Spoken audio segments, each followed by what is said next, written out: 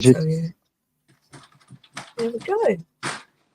Hello, good evening, and welcome to Monday Night Paranormal Live with myself, Paul from Host to Ghost, Angela from South Coast Ghosts, and Luke from South Coast Ghosts as well. Paula will probably be on in a little while.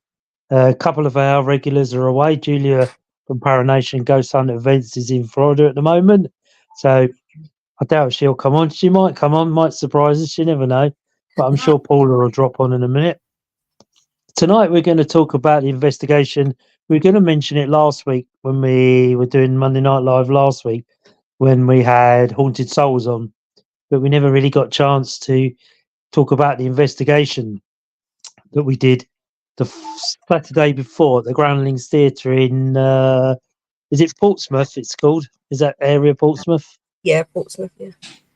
In Portsmouth. So there's some good active night there. Some good see a lot of people have put pictures of all sorts of things and got some really good EVPs. So we'll chat about that. Here's Paula. Also, Hello. Paula. How are you? All right. Good. So we'll also talk about mirror scrying. Myself and Luke tried it at the theatre with some quite outstanding results, really. We were quite surprised. So that was good. So we'll chat a bit about that. And also we'll chat a bit about the up and coming. Hi, Sindel, sorry. How are you? Hope you're good. Thank you for coming in. Maybe you can send us your questions in about mirror scrying and what you think about it. And another up and coming event was sleepover at Shepton Mallet Prison, the end of the month, the 25th, I think it is. 25th, 24th. Anyway, it's nearly 28th, isn't it? Is it 28, yeah. I know I beat my old wrong. Yeah, 28th, I think. 20 something. 20. I had a 2 in it, didn't I? I nearly got it right. I got one bit of it right. So that's coming up on the 28th, which we're all looking forward to. Some people have never done an overnight or done a night paranormal investigation there. Luke has done. Yeah, I've done one up to two there, I think. Now this will be my third one there. Very active place, great place to be. Hi, Christine. Hi, Christine. Welcome. Thank you for tuning in. If you have any questions or anything you'd like to add, please do so. As I was saying, we had the Haunted Souls last week. Very interesting couple. You know, and it's well worth, if you ever go to America, get in contact with them, because I'm sure they're going to take you to some really spooky places, because they've been and done some very spooky things. Very interesting couple. You know, the father and daughter. So a really, really nice couple. So Saturday before, we went to the Groundlings Theatre in Portsmouth. I think it was built in 1749, something like that. And it was built as a school for boys or girls, was it, at first? Boys, poor boys. Yeah. For poor boys. And then it was turned into a school. And then obviously girls came along and then turned into a theatre. So we were there with the guests, around about 30 people, I think, were there. And when Julie from Paranation was doing her health and safety bit and just the general chat about the school, we heard footsteps running up and down the stairs. And even there was 2 or 3 ladies sitting by the stairs, which I think they hadn't been before, kept looking and sort of moving a bit further away from the stairs. They were very prominent, these stairs, and I thought someone was up there. So I quickly nipped upstairs to have a look. Obviously, there was nobody around, but they were very clear running up and down the footsteps. Also, there was taps and knocks in the room as well while Julie was doing her presentation. So that was an interesting start to a good night. We did a lit walk around so everybody could get it. It's not a very massively big building for a theatre, but you had like rooms off of the main theatre. The downstairs was like a reception area, and you had a changing rooms, and you know, it was big enough. You know, I think if you'd gone massive, you would have missed stuff, but it was a good size, good venue, and it lived up to its name. You know, it was a lot of people had a lot of experiences there. I myself picked up 2 tremendous EVPs there, which we were sort of blown away by, really, as they were clear and precise EVPs. And really direct EVPs, really, because they were responses to questions. Myself and Luke and a few others tried some mirror scrying in one of the rooms, and we'll get Luke to talk about what he felt about that. I think Angela was on a normal walk around from room to room and place to place, and Yep. I think Paula was as well. She was wandering between rooms and rooms. Yeah. So, what did you get, Angela? What did you get? I'm trying to remember now because it seems like so long ago. Yeah.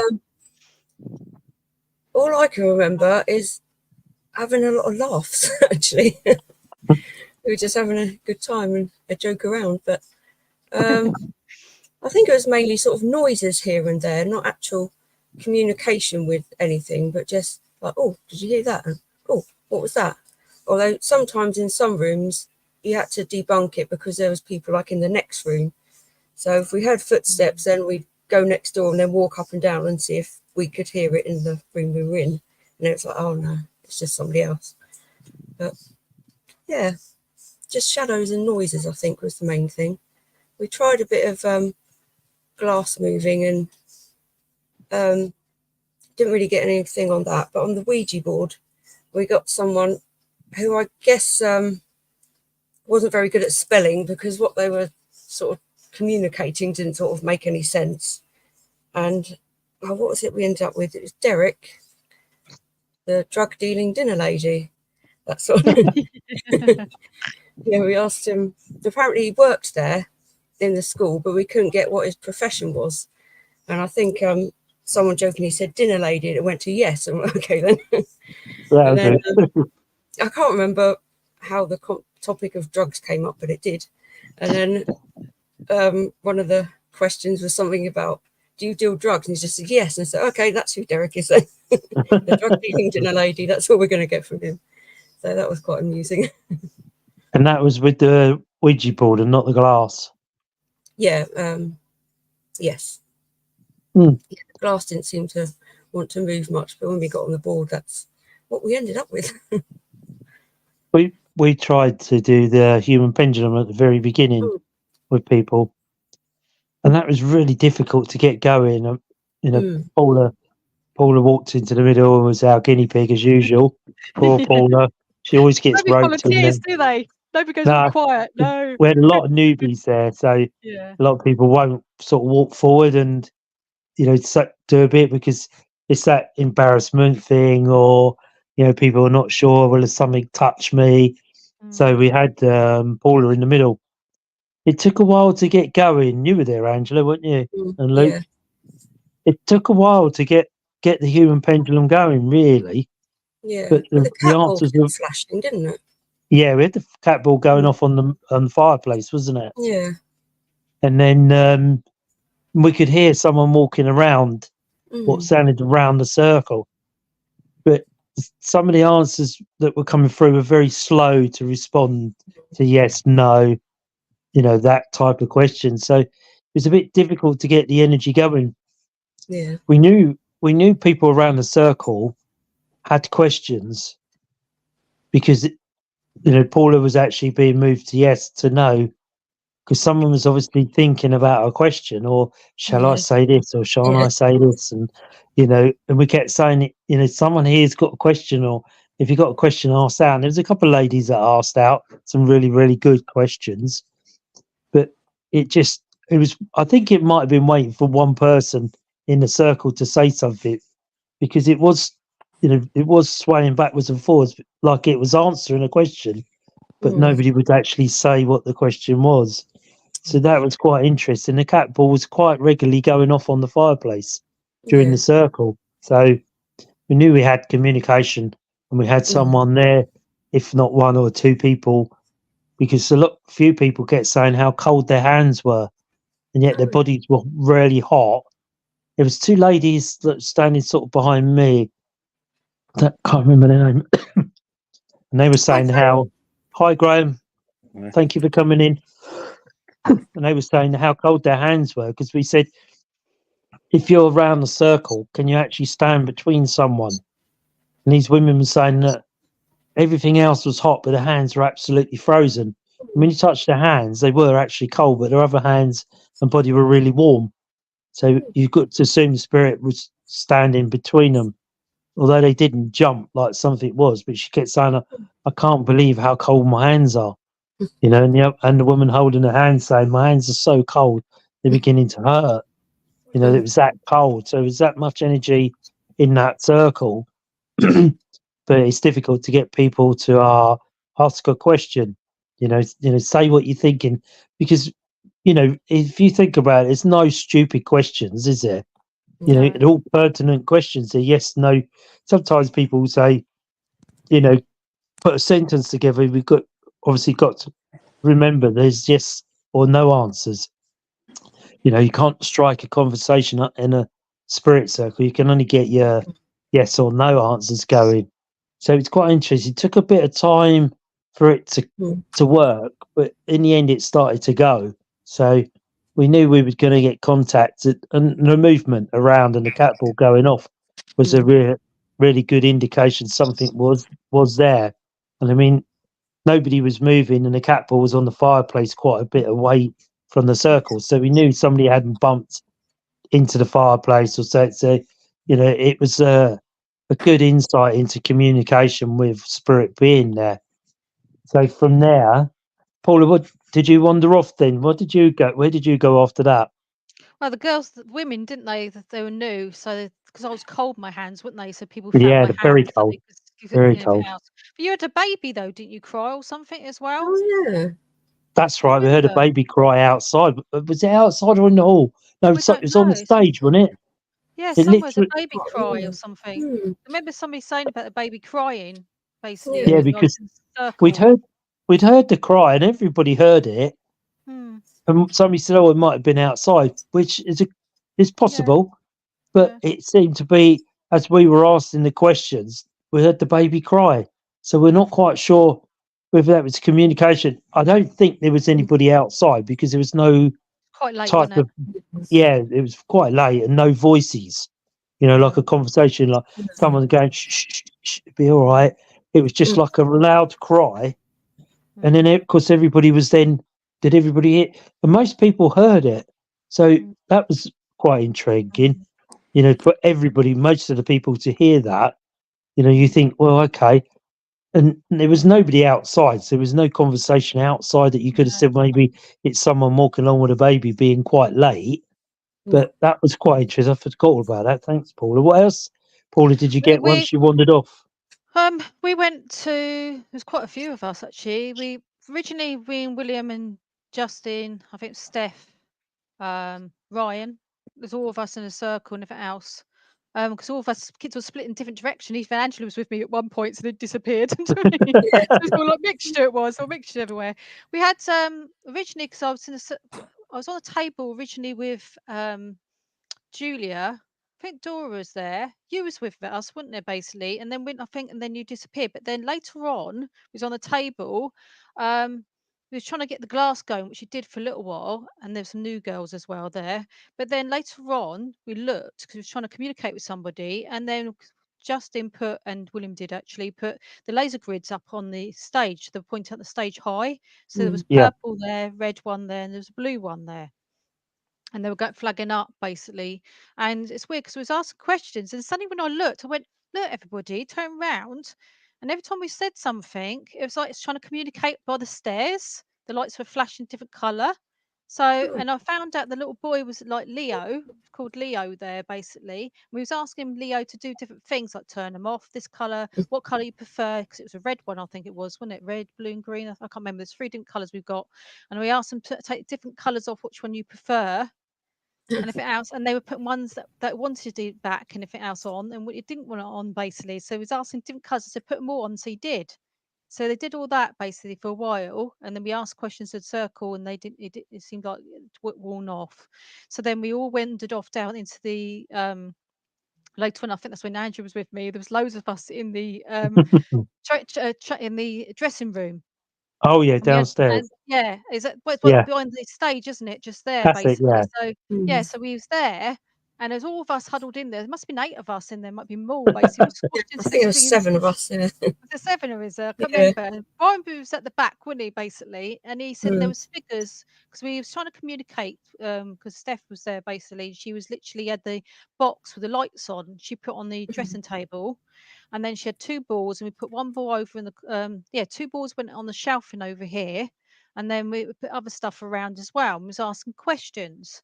And it's funny, they started basically communicating. We was asking yes and no, and they were flagging up the lights on the box, wasn't it? The Mm. I can't remember what the box is called. What's she Light called? Was it like Light was it box, like yeah. the shadow box? Mm. Yeah. Yeah. So lights were flashing up. So we asked them like yes was say for 1, basically for no was 2 lights, and that's what they were doing, communicating that way. Oh, okay. So that Yeah. was really good, and everything else, and the balls were going off and everything else. And then Ryan was saying when he looked on his tablet, he saw 2 figures looking through the glass, the mirror from the Yeah. mirror, Oh, wow. the dressing mirror. So we're looking Mm. through at us, and they reckon it's a woman and a boy, basically. And that's All where we right. got Daniel from, basically. We got Daniel from there, didn't we? And was there Eric come up or something, somewhere along the line? I can't remember. I remember we were singing some songs like SpongeBob SquarePants and that, and the Yes. lights were flashing. Yeah, they liked That's that, quite didn't they? entertaining. We said to them, but so every time we sung it, they said, if you want us to do it again, flash the lights. They did. So we had to start all over again singing SpongeBob SquarePants. They just like SpongeBob for some reason, the song. And then it's every time we say SpongeBob, they flashed up. It was like weird. It was really funny. You wouldn't think they'd know that, would you? Really? No. Unless the name, unless it's related somewhere. Sponge, I don't know. Maybe the Bob came from somewhere. I don't know. I just Yeah. like Yeah. You just don't know. Maybe it's a surname or somebody. You just don't know. But it's just weird because Ryan said they're looking through the glass at you, and you think in the mirror. And I was like, really? He said, yeah, I can see a woman, I can see a boy. Basically, I was like, oh right, okay. So it's like No. looking at us, basically listening to what we're saying, and we was having a chat about different things as well. Do you know what I mean? Just normal conversation, and then things were happening when we was having the conversation. That's what it was. But yeah, a lot of activity there. That's generally what happens, isn't it? When you sort of call out, nothing happens. But when you start to have a general conversation, then Yeah. things start to flash and taps, and yeah. you know, it seems to happen like that. I'm not quite sure why. You know, sometimes you get direct responses to questions, but normally it's like in the corner of your eye as you're going to leave, or a tap as you were talking. You said, "Did you hear that?" You know, Yeah.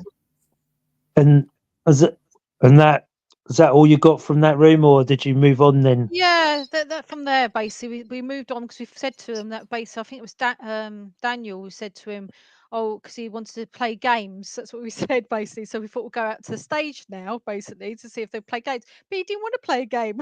So we go out on the stage, we all went in a circle and everything else. So all of us were lined up, and there's all stuff all around the circle and everything else. We saw one of the balls go off a few times, and then we started singing Christmas songs. William said, let's do some Christmas songs. I said, okay. So we started doing Christmas songs. Then I said, oh, well, don't we do sing happy birthday because it could be one of the kids' birthdays. So we started singing. Well, you got to try it, ain't you? Yeah. It's funny because some of the balls did go off, but then we moved down to the next bit, down by where the next on the floor further down. And Ryan said he felt somebody throw something at him. All right. Yeah, he fell asleep. He went leaned against the wall, fell asleep. All around the circle. So all of us in the circle. So it must have been about 7, 8 of us in this little circle and everything else. And we're talking away like normal conversation. And then the cat ball was going off. And everything else. But then when next minute, Ryan, because I said, oh, Ryan, you still awake? And he must have gone to sleep. But I thought, okay. And then next minute, he must have got woken up because somebody threw something at him. He had something hit him. So I don't know what hit him. Yeah. So he wasn't impressed. How funny. He went to sleep. But he said, well, did you throw something? I said, no. And all of us looked at it and said, what? He said, just something hit me. I said, what? I said, well, you should have gone to sleep then, should you? Yeah, exactly, yeah. And did you see anything on the floor that had been thrown, or? I don't. Well, it was dark, see, so he didn't. He felt like hit him, bounce off. Do you know what I mean? So I don't know what would hit him, but How interesting. him, wake him up. But the balls were going off. Do you know what I mean? The cat balls were going off. The box wouldn't go off no more. But it's just one ball just keeps going off, right, not far from William, basically between me and William, going off. But even Julie came in later on, and she was thinking of nursery rhymes. So she's doing Humpty Dumpty, trying to think of different nursery rhymes because you don't think of their generation, what nursery rhymes was back then. Yeah. And I was trying to think of some of different ones. Do you know what I mean? And so we started singing different ones in different house, but it slowed down. I think the activity really being Yeah. truthful. But yeah, Yeah. it's quiet. I sort of did downstairs for a bit, and then I was looking at some of Jen's drawings because she was drawing spirit Yeah, art, really good. and some Yeah, of them pictures are really good. Really yeah. quite. I don't know how she does it, but she No. she even was in the main hall with us at one stage, and it was pitch black in there. I think myself was there, Luke was there, Dora, and a few Yeah, I was others. I there as think. well. Yeah, Oh yeah, yes, right. yeah. And she was drawing in the dark. And when Yeah, you that's right. actually look at the picture, it looks like Fagin Yes, because it's that's what got the they did face say that, and didn't they? yeah, Didn't and they somebody said say that. that to you? Sorry. Didn't somebody say that to you or something about that it might Yeah, be they in? said that they had a play there with Mm, Fagin on the stage, and she actually drew it, And then when we looked it up, mm. there was a play many or a long time ago with him as the main character, Oh wow. which was interesting. That she'd got that picture in her head, even Yeah. though she was drawn in the complete dark. She didn't have a torch; it was in the complete darkness, but it Mm, looked so much like Fagin. And then obviously she went downstairs and drew what looked like a nurse. I'm not sure what she's done with the paint pictures. I have to find them. And what mm, looks like a nurse with a mm, cap on and a frilly sort of neck brace or whatever you want to call lace, I suppose, around her neck, which was interesting. And mm. she said she felt her sitting or walking around her. Oh So wow. she drew that. And then we were up in the main theatre. And then I think at first we saw what looked like someone standing in the corner of the stage. I think. Do you remember, Luke? It was right on the corner by the curtain. It looked like there was a Yeah, shadow standing there watching, wasn't yeah, it? yeah, And we weren't sure. I think it was me that went up and I had a look, wasn't it? And there was no one there, and there wasn't anybody in that back room either, Mm, no, because we were sitting on the stage and taking pictures, and Dora was flashing around with a camera, and then Sean came in. There's quite a lot of disturbance when it Luke in and out, people coming in and yeah, out. But yeah, it's a mm, small venue, so that's how it is. You've got to sort of keep going with it. And mm. myself and Luke and I think Dora was sitting up on the stage. yeah. Was it Luke? It And was, then the flashlights, like Paula was saying, the red and purple ones kept going on and off on their own, didn't they? yeah, And we had the laser grid fired up on like the control room up on the top, and we're sure we kept seeing something move in that room, but you really couldn't say 100%, could you, Luke? no, There was something there. So me and Luke were sitting on the stage with our back to the curtains, and we heard, was it a bang, Luke, or a footstep or something? Because we both looked at each other and went, "Did you just hear that?" And it was behind us, wasn't it? it was, yeah, Hi, Julia. Welcome. That's fine. We understand. Makes a different time zone at the moment. Mm. Oh, I thought it meant you was at the cash machine, the ATM. Eh, anyway, me and Luke thought, was it? What did we hear, Luke? Was it a footstep or a bang or something behind us? Wasn't it? yeah. Behind us, I think it was that. That was it, yeah, And then we were sitting there calling out, and we was having all sorts going, wasn't there? There was various things happening, taps and knocks and lights going off, and what looked like the green laser grid was being shifted about a lot. So we're sitting there and if I whistle, can you whistle back? And we didn't really get much response on that, Luke, did we? yeah. You And did then hear. We did hear whistle actually. and then eventually I went, we'll try something else. And I said, can you copy me? And we sat there. How long was it, Luke? A few seconds? Yeah, a few 10, seconds. 20? Yeah, And then literally, without a doubt, we heard, came straight back, didn't it, Luke? it And did, I yeah, looked at Luke and said, did you just hear what I heard? yeah, And we both looked at each other. We couldn't actually believe we'd actually heard it that clear. And I Mm. thought, oh, it's got to be someone outside the door. So obviously, there was nobody outside the door. And we did it again, and we got a smaller one, but not as prominent, didn't we? it was, But the yeah, first whistle was so clear. It was literally, and it was literally an exact copy, wasn't it, Luke? And we're like, Yeah. and I looked at Luke a bit stunned and went, "Did you just hear that?" And Luke looked at me and said, "Did you hear that whistle?" We couldn't actually believe we had a response that clear, was it, Luke? Yeah. What was your take on it, Luke? I thought it was someone outside messing around. I thought it was. Yeah, it literally was that clear. Yeah. And then, sorry, then I did some EVP recordings because I think they were on the table, doing the table with the glass. And we got some good, I think it was myself, Julia, Dora, and someone else was on the table, I think, but I can understand. Mm. And then the glass was moving, and I had my AVP running because I was sure in my ear I could hear someone talking to me. And I'm thinking, who's talking? And I'm looking around and couldn't see anybody. So I put my recorder on and said, Can you tell us where you are if you're here?" Sort of let it run for about a minute or so and then rewound it. And you hear me say, "Can you tell me where you are?" And it's like, and a girl's voice comes on there, doesn't it? It says, "I'm Mm. here." But I'm here really clearly. But prior to that, you get a shh, like Mm. someone was shushing us. Do you remember, Paul? I think we were playing it Yeah. 3 or Yeah. 4 times trying to work out what it was. It And we sounded like got, they run across the stage, didn't it? It sounded like somebody run across the yeah, stage. it's like, do, do, do, do, and then a Yeah. shh, Yeah. because Paul had And picked the with my shushing up. and when it's saying like where I'm with my brother, wasn't it, or something like that? Yeah. We said, "Where are you?" Yeah. on the second recording and let it Yeah. run for a bit. And then we heard a few minutes. And then when I rewound it, it said, "I'm with my brother." And we Mm. put, and like the next question was, "Where are you?" "I'm on the stairs." Mm. And we heard the runner, like Mm. the tap across the stage at that time. Yeah. So it was really good EVPs coming Yeah. back, direct answers to the questions. So it's obviously children there having a bit of a play. But Mm. I think what I could see for some of Dora's pictures, where I was saying to Dora, "Take a picture now, now, now."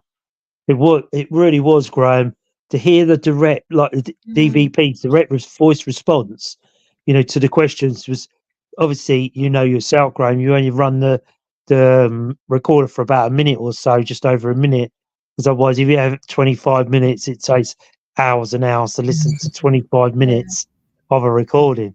Because you think, Mm. is that a name? Is it? And a couple of times on the recording, we had like what was a conversation. Do you remember that, Paul? Where Yeah, somebody's trying to make a conversation when it and we in words couldn't, together. Yeah. yeah, We was and we trying to couldn't work it work out, but out. couldn't. No. It just Yeah. wasn't clear enough. But it was Mm. like someone was, having a conversation with us, but we couldn't Mm. pick it up because it was a bit like, Yeah. but you could hear the different tones in the Mm. syllables, but we Yeah. just couldn't clear it No. up enough to get, think, oh my God, that's a conversation. But the responses from the little girl and the brother That was were, amazing. you know, amazing. Absolutely. Mm. Even if I'd have gone there that night and just got that, Yeah. that would have been good for me. And Mm. then I know Dora was taking some pictures, and me and Luke kept hearing things behind us on the stage and all sorts of funny things, wasn't it, Luke, going on? Yeah, the REM And pods. then the REM pod was going mad. We couldn't stop it, could Yeah. we? No. We asked it to touch it and can you, come near it and flash the lights, and it was go beep, beep, beep, beep, beep, beep, beep, beep all the time. We asked the question, beep, wasn't it, Luke? Yeah, it was. I said to Luke, "Is your REM pod all right?" And we went, "Yeah, because you checked it, didn't you?" He said, "Yeah, look, it's working." Yeah. And the REM pod was actually working because we thought maybe it had a fault, but it didn't. And we asked him the question because the REM pod was behind me and Luke because we were sitting on the stage. And it literally was. We'd ask the question, "Where are you? What are you doing?" Beep, beep, beep, beep, beep, beep, wouldn't it, Luke? "Are Was, you a child?" Beep, beep, beep, beep, beep. It was really impressive, that REM pod. It went well, didn't it? did you? For a REM pod that doesn't go off that often, like you say, Luke, it doesn't go that often, does it? No, it doesn't. No. And it was going really well. It was a good form of communication, that one.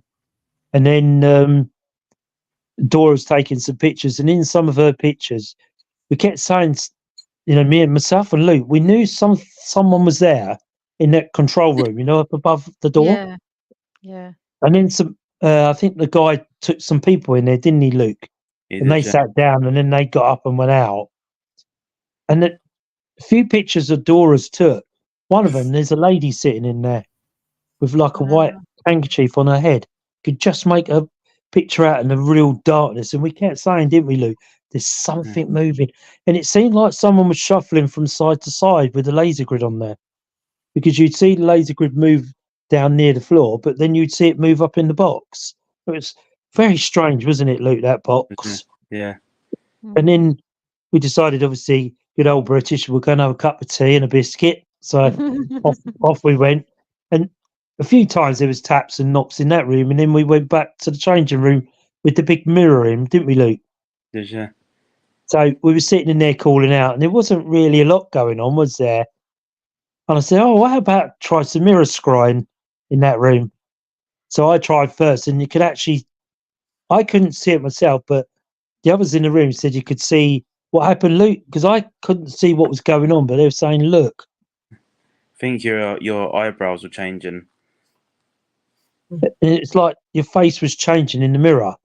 Yeah. So then, I think Dora had a go, and Jen had a go, and then Luke decided he was going to have a go. Yeah. Yeah, go for it. You know, you always might as well try it. Everybody's got to try it. You know, because you got to have a go at these things. It may not work. It might work. You might be astounded by what come through. But Luke's face changed. I saw it change in that mirror. And it looked like a very old man with a pointed nose and very, very strange. Although we kept saying to Luke, can you see it? And you can't actually see your face change, can you, Luke? But we can actually. Yeah. Sorry. It was like a dark shadow covering your face over a bit in a way. It was very strange how his face changed in proportion, like from the round face to what looks quite a slim face with a pointy nose, and it was very strange how it just. And Luke, you kept saying, "I can feel someone. I can feel someone," didn't you? Yeah. But it was actually quite a thing to see it change. You know, I know there's some friends of Julia's that really are very good at scrying. You know, it'd have been interesting to see what they got, but I thought we might as well have a go and see what we can get. You know, we might not get anything, we may get something, and we did. It was quite impressive, wasn't it, Luke? When you know, Jen saying to me, like, your face is changing, like your eyebrows, and something's changing. And it is like Luke said, because as you're looking, because you've got to look at yourself, but look beyond yourself. Does that make sense? So you're looking straight through yourself. Yeah. And you actually see this darkness come towards you. Yeah. And yet the room stays light. We can't see that darkness, but Luke saw it. And I saw it. And it was like it passed through your face, and it's like it's in front of you. This dark. I don't know. It's not a shadow, is it, Luke? It's like I don't know. It's like a haze, isn't it? A mist. Like your face going darker. Your face goes darker. Yeah. And then you start to see your face change. Yeah. And people, you're looking at it, but all you can see is this darkness around your face. But other people saying, look, his ears are changing, his nose has changed, this has changed. Look, his eyebrows are going different. But you're actually looking into this dark mist. So it's a very strange phenomenon, if I can say it. A very strange thing to do when you're doing it. You Do know, you have to blank out then? Do you have to literally clear your mind and concentrate then? Because I've never done it before myself. So how did you do yours, Luke? Yeah, I think I did empty my mind. I was concentrating, just staring at the mirror. I didn't blink, did I, either? I don't think. No, he didn't blink. Literally we were doing it for 4 or 5 minutes. Not once did he blink through the whole of it, which is, you know, it was definitely someone. It was definitely someone overshadowing him because, you know, although his face was very still, but you could see his face moving. Yeah. On the screen, so like someone was overshadowing him. Although Luke couldn't see that because you're so concentrated. What I do is I tend to look in and looking at your face, and I look at my eyes, and then you sit. I don't know how to explain it, Luke. You're sort of looking in your eyes, but you go beyond that, and then you see this mist come. But you can see this black mist in front of you, and you're not looking around like that, looking at the screen. You're just fixed, and this mist comes, and people's going, look, that's changing. This is changing, but you could sort of hear them, but you can't see your face changing on the screen because you're looking beyond that point. Yeah. So is everyone that's watching seeing the same thing? Do they all like see the same changes? Yeah, because everybody says, look, something's happening. And it's like your head is fixed, the person that's looking in the mirror, but it's like something's overshadowing where your head's doing this, looking round, but your head is fixed. So you're doing that. Oh, wow. You can literally see that. And it was with Luke saying, look, his nose is changed. And it's like when you said so, it's like that something moved, but his head was still in a straight position. Yeah. So it's like something was moving every time. You say, look at the ear. The ears are changing. Or the eyebrows. Or in Luke's face, like his hair, like the way he's got it there, his hair started to look completely different. It's It another was face on darker and a being, different... Yeah. Yeah. It was like Yeah, darker another face. hair. Yeah. And it was like Yeah. whatever it was coming quite close and Yeah. overshadowing him. So we're not quite Yeah. sure who that was. No. But if you ever get out there and into a place, and if you do a haunted location, take a mirror with you, or take, I've seen it done before in the Lamb, with Julia, with a couple of friends of hers, and they're absolutely brilliant at doing it. I've never seen anything like it. We were sitting in the bedroom upstairs, and the lady said, "Oh, I'll do some scrying," and Julia did say these two ladies are really, really good at it. And we were sitting there looking at them, and she got a little light under her face, so it sort of just illuminates your face, but you don't want the whole of it lit up, so you just want the illumination around your face. Anyway, she was sitting there and we're saying, "Is anybody there? Can you come through? Can you come?" And then the only way I can describe it was her head was still, but her eyebrows changed and her hair changed, her ears changed, the whole face started to take on a completely different look. And I'm like, oh my God.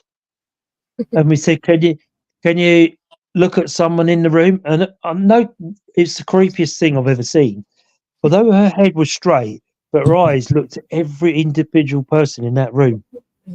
But her head was straight. It was the most creepiest thing I'd ever seen. And it literally, like her eyes were looking at you, like they were looking right through you, and you're thinking, oh, this doesn't feel very good. Shame Jen's not here. Jen would have told you, because Jen's going, oh, I'm not so sure about this.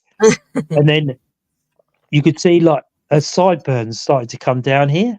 She had like long sideburns. You could see it actually start to come on her face, and her nose was like slightly twisted. Oh, wow. You're thinking, what on earth is this? And it went on sort of in and out. And then her friend decided to have a go. She said, let me have a go. I'll see if we can get something. And the same thing was like this. I can only describe this woman's face looking like a man's face, where it had gotten elongated at the bottom and the sideburns came back. And again, the eyes looked around the room, and we were sitting there. Although her head was there, the eyes were looking at you like that. And you're thinking, oh, this is a bit spooky now. And these two different ladies did it, and he did exactly. It's like the eyes were looking right through you, like really. It was like someone was putting their face right up to you, because the eyes were like thinking, oh.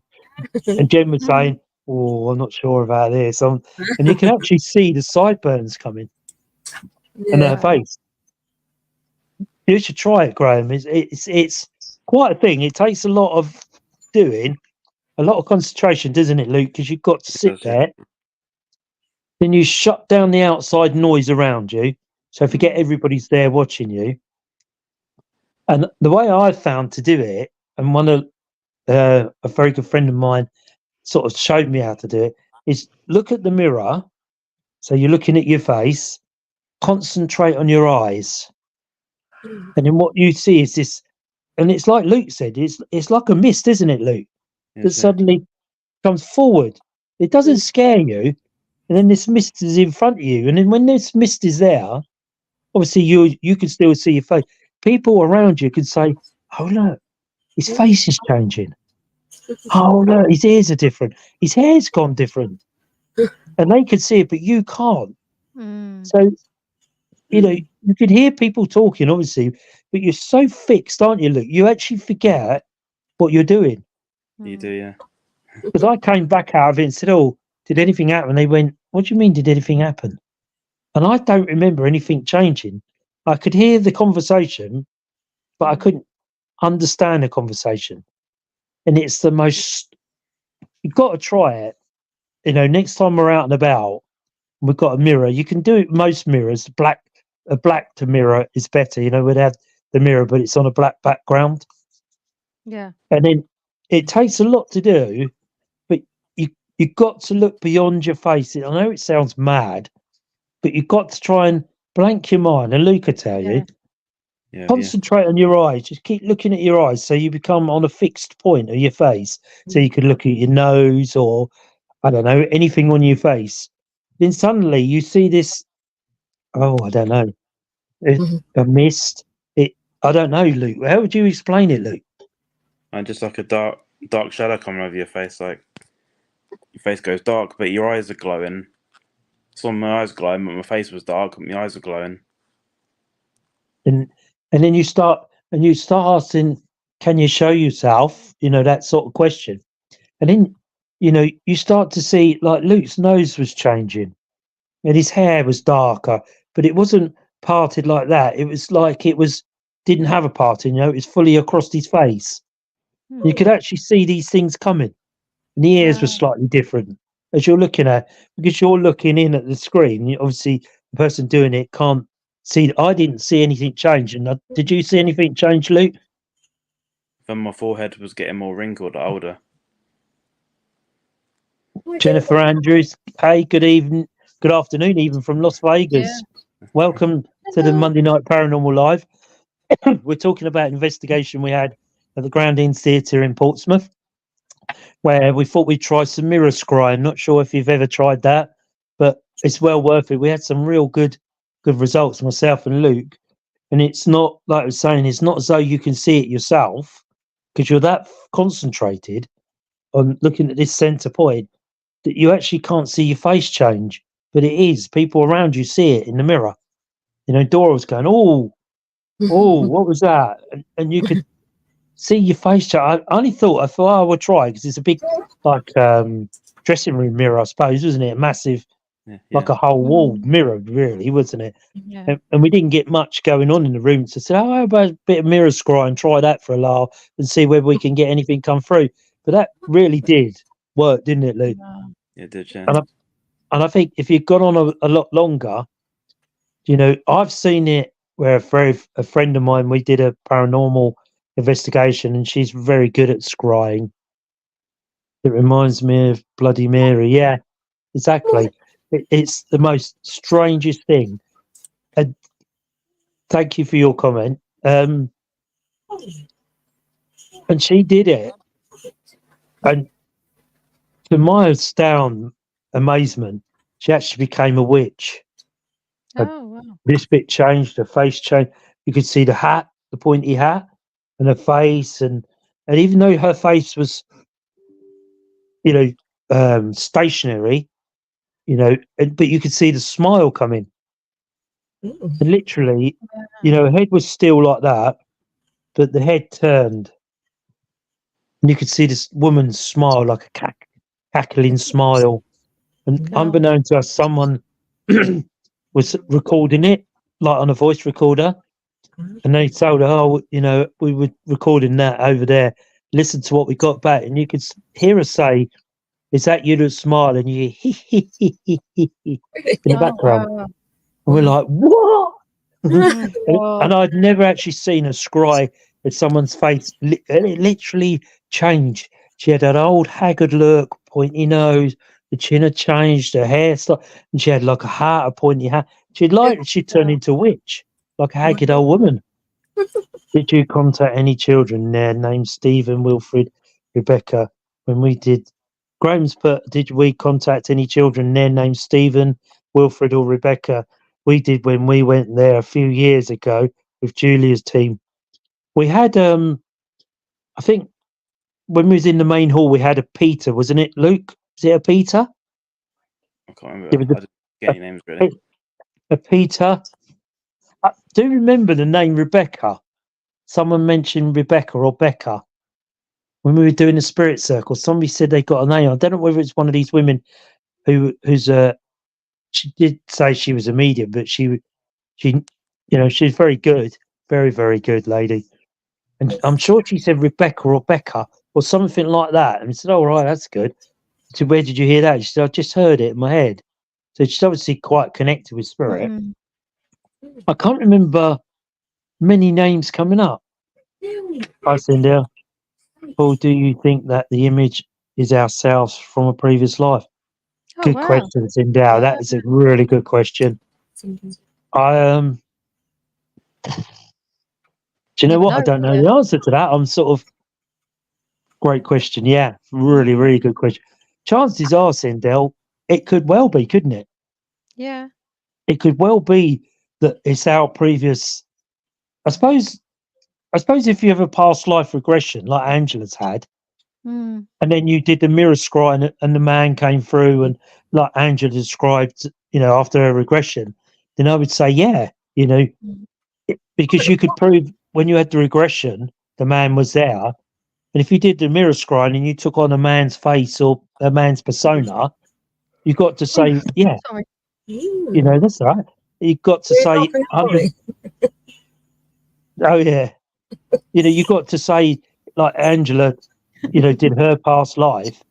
And if Angela had done the mirror scrying and got a man's face through, then I would have gone with that, Sindel. Yeah, without a doubt. I would have said, but it's a really, really good question. Do you know, Sindel, I'll be honest with you, I don't actually know.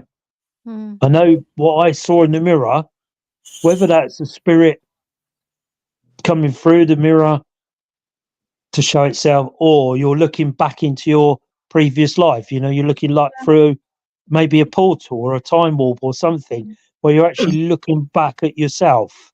Mm. Does that make sense? Does that sound mad? No. Yeah. I don't know, Sindel. Is my honest answer. It's a very, very good question.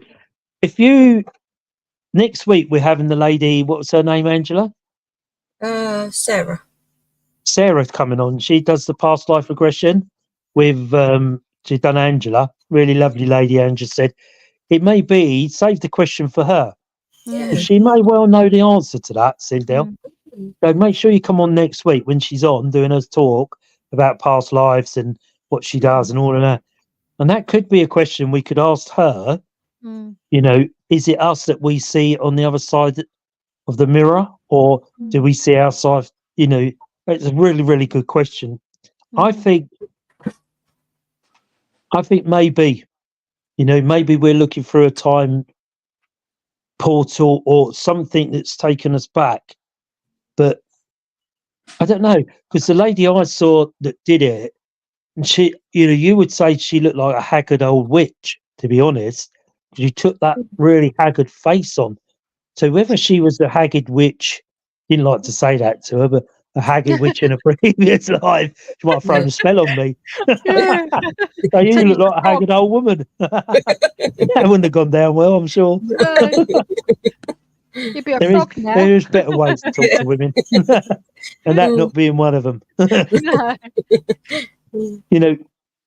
Maybe it is. Maybe she was a witch. Witches were very rife. A few hundred years ago. Obviously, we still have witches now, don't we? White witches and dark witches, and so it's still, it's still not a cult, but it's still going on now with the white witches and all of that type stuff. So that's a good question. Maybe it is us that we're looking at. I agree. Most reports of the mirror, people look haggard and evil. Yeah. Is that and what I saw was very go for it. It was the person I saw this woman change was a very haggard old lady. That's the only way I could describe it being nicely. To me she looked like a witch, a haggard old witch like you'd see on the TV, like, like the Wizard of Oz, the old green bird in that with a big funny old nose and you're really haggard. That's the only way I could describe it. but she actually looked like a haggard old woman, and whether that is her in a previous life, I don't know. But she was very good at scrying. We'll have to speak to Julia and see if we can get them two ladies on that do the mirror scrying Yeah. to maybe ask them the question, because when they did it at the Lamb, it was just unreal, unbelievable. And Julia said they are really, really good at scrying, and it takes a lot of practice because it's that concentration factor that you've got to get, because you're looking and then you start looking around your face thinking, oh, what's that? You start look. How you do in the mirror, don't you? Think, oh, what's that? Got an eyebrow there. Look, that type. Yeah. Or you go, what's that? Oh, I Yeah. never shave. Something really silly. And you start to let your mind start running off. 15. But you've got to get there. And Luke will tell you sort of sit there, take a bit of a deep breath, don't you, Luke? Clear your head. Yeah. And then just stare into a fixed point in your eyes, with your eyes. And I did that once when I did the parapsychology course. They were talking about out-of-body experiences, as they call them, OOBs, out-of-body experience. Yes, it is. You do go into a meditative state because Yeah. you hear the conversation going on, but you don't actually register it. Do you know what I mean? You're not part of it Yeah. because you're in that meditative state that you're so concentrated, aren't you, Luke? That you can hear people saying, look, but you're so fixed that you just don't move because you're trying to see beyond. And I remember them saying this woman came on who was doctor of, what was she? I can't remember what she was. She was doctor. She was saying how you can make yourself have an out of body experience. You don't have to actually die or be on the operating theatre. Some people say they see themselves on the operating theatre, don't they? And she showed us the way, and it's like Jennifer saying, where you go into a deep meditate state. But she said the easiest way to do is to stare at the light in the ceiling, in the dark. Fix on the light and don't move your eyes. Just keep looking at that light. And I tried it one night, frightened the life out of me, because I was watching this light, and I lay there and thought, well, nothing's happening. Why? And again, you start thinking, but you can't. Do you understand me? You've got to shut yourself down. And thinking, well, what might? If I'm thinking it's not, why is it not happening? Then I'm not actually in that state. You're there, but you're not there. Yeah. And it's complete, Cindy. It completely makes sense. So I thought, well, if I'm talking to myself, then I'm obviously not in the right state. So the next night I thought, well, I'm going to try this. I'm really going to concentrate. And I concentrated and I was staring at the light for about, 15, 20 minutes. Then suddenly I felt the whole room going narrow, like this, literally the whole room getting narrower and narrower until the room was one center point on the light. And then I always remember it. And then I felt really light, like I wasn't actually laying down, like I was up, and I was like looking at myself, and it frightened me that much. It was only a split second, I was back on the bed. But it was concentrating on that fixed point. And the following week, they said to us, how'd you get on? And I told them, she said, that's just at the point that your spiritual side is coming out, but your main body stays. And that's the point. She said, that's the point that people get freaked. And then you wake yourself back up. You've got to train yourself to get beyond that point. And then you can have out of body experiences. You can float around the rooms, you can go outside. You can, because there is no time in spirit, you can travel anywhere you want. Oh, wow. Because your body stays there. So I said to her, that's all well and good. You're floating around having a bit of a laugh and flying across. And because, and we could all probably relate to that by a dream where you think you're flying. Yeah. When you're actually drifting along, aren't you? But that's your spirit, up onto the astral plane. So you're actually traveling through time, space. When you're actually, I don't know if any of you had that where you're looking down and you're traveling across fields. And, I've had it a few times in a dream where I'm actually traveling across. And I'm looking and I end up at a building. Astral travel, yeah. Thank you, Jennifer. Yeah. Astral travel. And I've ended up at a building. I don't know where this building is.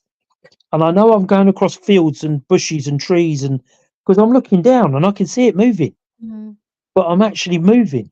It's the most strangest thing. So, and I said to her, you know, that's all well and good doing that, but how do you get back? Yeah. How do you know how to get back if you're traveling? I said, right. See, what happens is when you're traveling, your body starts to realize you're maybe going too far or it's time to come back. And you'll be laying there concentrating, your eyes are wide open, but you're actually out of your body. So you're moving around. Then suddenly she said you'll wake with a jolt. Ooh, like that. And you wake from your sleep. You know, you wake when you're fast asleep, and you suddenly wake up with a jolt. Yeah. Yeah. And she said what that is your brain jump starting your body again. So it brings you straight back in, and in your brain, it's like a computer where you reboot, and your brain makes your body, it sends an electrical pulse through your body, makes your body jump, and that's your restart, and you're back in your body again. You think, oh, what was that? What happened there then? And that happens in dreams. You know, people say in a dream, if you're falling, your Yeah. body wakes you up, because if you don't wake up, you die. Yeah. Yeah. That's right. You know that, and that people That's say horrible, that, don't they? Mm. But when you wake up, have you noticed how you wake up with a jolt? Yeah. What on earth? Yeah. And you're looking around the room thinking, what was that about? Yeah. Or you'd fallen off. I've had it where I've fallen off a step, a curb, and I felt myself going. But your body wakes you up. You know, other people have. Have you had it, Luke, Paul, or Angela? Have you had that type of dream before? Cliff. I've come off a cliff so many times. I've had this vision. I've always had this thing, but I don't know why. I've always had this thing that by cliffs that I want to look over. You know, you want to have a look over cliffs. For some reason, it's even like if I go now, if I walked up Portsdown Hill, basically, and go over, I've got a habit. I want to get closer and closer, and I want to look over, which is not a good idea. Do you know what I mean? But the thing is, Yeah. it wants to go there. It's not that it wants to stop. It wants to go over and have a look. And I'm thinking, no. But when I sleep, I literally get that close, I fall off that cliff, and then suddenly I Oh. feel and then jolt back. Because you're falling. It's like, no, do you know what I mean? And then you jolt back, like you say, it goes, do you know what I mean? You wake up, and you think, oh my God, I've just come off that cliff. Because you wake up, you know it. You've woken up and you realise you've got the close, and you dream. Yeah. It's horrible. It's really horrible. It's quite scary, isn't it? When you wake up, you've got that cold sweat and that feeling. Cindy, if you send it through, Haunted Souls. Hello, everybody. Hi, Dan. And nice to see you last week. yes, good. Thank you for coming on last week. It was brilliant. We're just talking about dream states, like where you're in that deep meditation. I don't know whether it's happened to you, Maddie and Dan, where you get that sensation when you're asleep of falling, but you actually wake up as you're falling, which we find very strange. Obviously, it's your brain that's doing it to you, but it's a very strange feeling. And it's like having an out of body experience. We were talking about OOBs, and I say when I had my one, and I did wake up with a jolt, you know, and I sat bolt upright, and I had sweat running down my face. So, and I'm thinking, was that a dream I just had, or did I actually do this? And so I explained to the lady about it, and she said, you would have come out and you would have been astral traveling. So without a doubt, because you saw fields and trees, and the building is somewhere maybe in a previous life that you lived, or you would have some sort of association, or sometimes in them states of astral travel, you see people, your loved ones, you know, that type of thing. And she explained it very well. And the jolt is your body like really jump starting you back before you get to the point where you can't come back. You know, and that's the same as like we were saying about falling off the step, isn't it? Where you get that fall in motion, and it's really scary because you know your heart's going, you can feel your heart pounding, or can you? You know, hi, Jennifer, has anyone ever experienced lucid dreaming? I can't say that I have. Angela, have you? What is that exactly? Just explain it to us, Jennifer, what you mean by your lucid dreaming. If you're obviously put a comment in and Angela put it up on the screen. Like a dream where it feels really real. So when you wake up, you're not really sure what's going on. Yeah, I mean, Jen's a very avid follower of making a dream diary. Mm. You know, write your dreams as soon as you wake up. Write your dreams down, Yeah.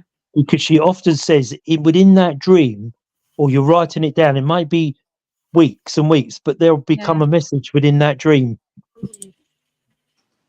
When you know when you're you know you're. dreaming, but you're in control. Oh. Oh, I don't know, Jennifer. You'll have to come on here and explain that. I can't say that I've ever had that, to be honest. I'd be interested in know if that's happened to you. If you would come on and talk about that. I mean, I can't say that I have. Mm. Graham Bentley's put, I had a dream I was climbing a castle wall to get in the window, but when I reached it, I couldn't get in. I couldn't move, but suddenly there were 4 loud bangs, and suddenly I woke up, was convinced I'd heard it in the room, and gave me a fright. So I woke my wife. It was so loud, but I could have fell had I not heard it. Weird. Yeah, this is what I'm saying. How the lady was saying that your brain would actually kickstart you back, because they say if you keep falling, you die. Yeah. But your brain won't let you go that far, because it gives you that sudden jolt, that kickstart, and wakes you back up. And that's when you sort of think, was it a dream? It's the same as like having sleep paralysis, isn't it? Where you're in a dream and you're being chased or something's happened, but you can't scream, you can't shout, you can't move, but everything's happening, but you can't do nothing about it. Yeah. You know, and people claim it, you know, it could be, some people say they've had spirits that have done it. You know, some people have sleep paralysis, where sleep paralysis, and I did a bit on sleep paralysis, because I had a lady contact me who's adamant she had this negative entity in her house that was sitting on her chest at night, and that she was getting sleep paralysis. She, you know, she was adamant that this was happening. So I did a lot of research on it. I spent months and months researching about sleep paralysis. If you look it up, it's very interesting.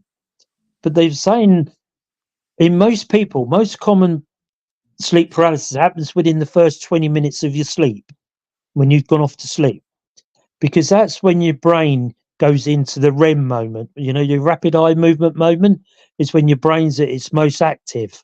Dream paralysis is completely, it is completely different.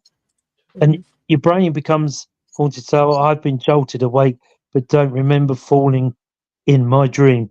Well, yeah, but like they do say that your body, you know, your body does wake you up when you're in that state, because you can't go beyond a certain point. Quite how it works. So I'll try and do some research into it, see if I can find a little bit more information, or find someone that knows a bit about this sort of state of your brain.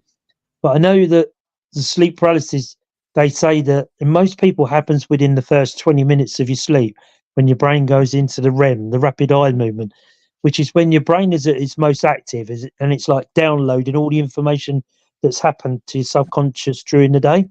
So it is so active, and hence why people's eyelids move, because it's rapid eye movement.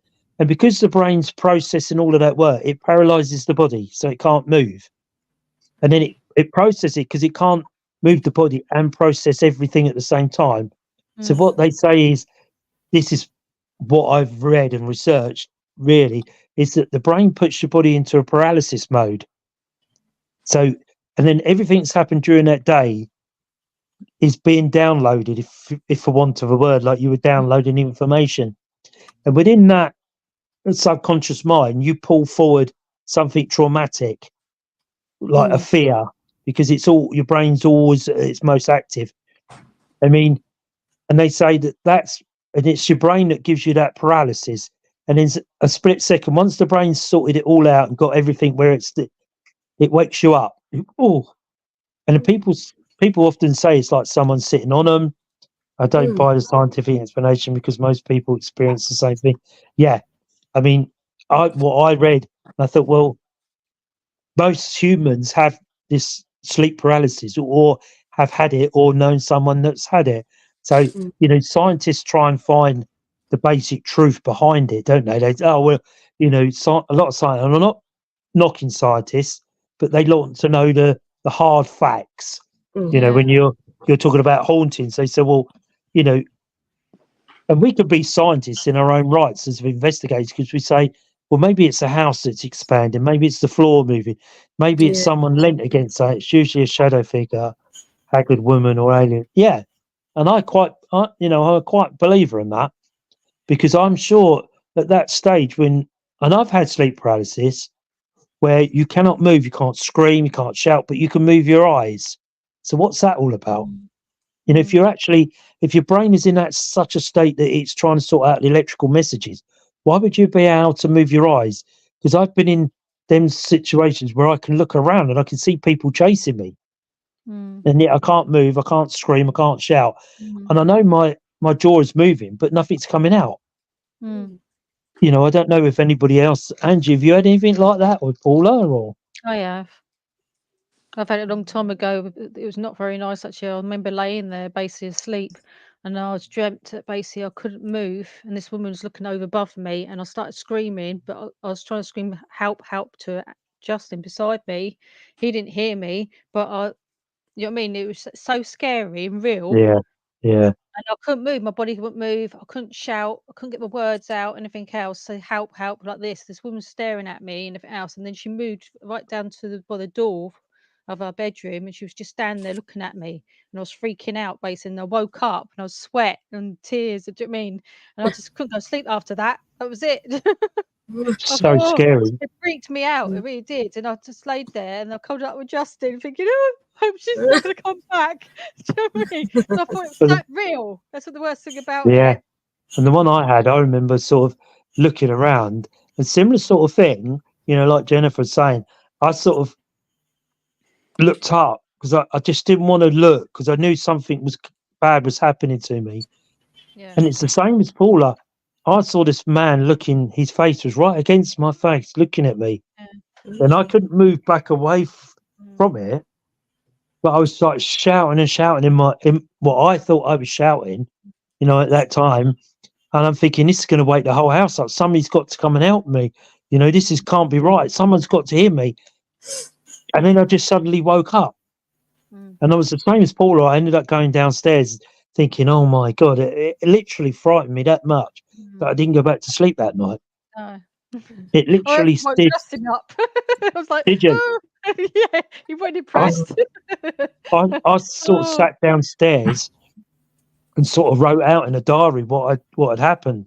And even now, I get like the butterflies in my tummy, because it scared me so much that I wasn't in control of what was going on around me. No. It was beyond my control. Yeah. Like Paul was saying, you can't. Oh, I don't know. It's a scary thing. As long as it happens again, I don't care. Don't come back. Yeah, I think I've only ever had it once or twice, and Yeah. I've never had it since. Yeah. No. You know, I've had about it, you, Angela. Yeah, I've had it a few times, not for a long time though. But I can't remember what was happening in the dream.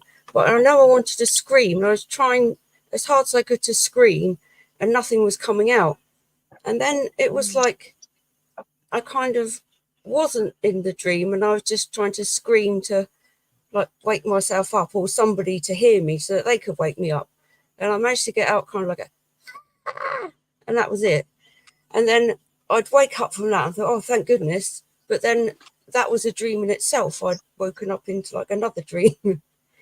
So I was dreaming about trying to scream, and it was weird. What about you, Luke? Have you had that type of anything like that happen to you? No, just only the jolting thing. The legs jolt. That's it, really.